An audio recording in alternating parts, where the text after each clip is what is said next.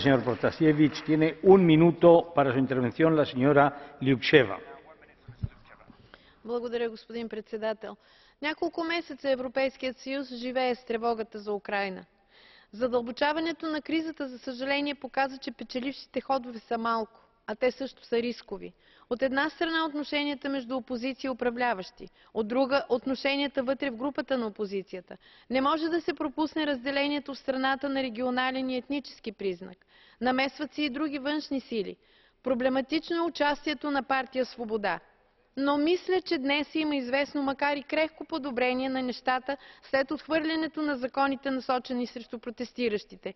Има опити за преговори и ние трябва да работим за продължаване на този диалог, като покажем, че защитата на правата на гражданите, свободата на изразяване, неприлагане на насилие са задължителните неща, които трябва да се случат.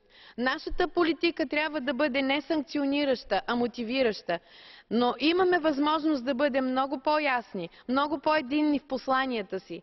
Ето сега е време да кажем, ако щете да имаме план Б.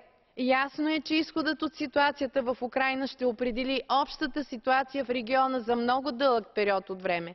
И на фона на всичко това, нямаме право да превръщаме Русия във враг, а да превръщаме в същото време украинските граждани в заложници на отношения между Европейския съюз и Русия. Имаме ходове и подкрепим усилията на госпожа. Tiene la palabra por un minuto el señor Michael Gahler. Ja, vielen Dank, Herr Präsident. Ich bin sehr dafür, dass wir aufgrund der akuten Finanzkrise für die Ukraine eine Art finanziellen Rettungsschirm aufspannen, der dem Land in diesem Bereich auch kurzfristig hilft.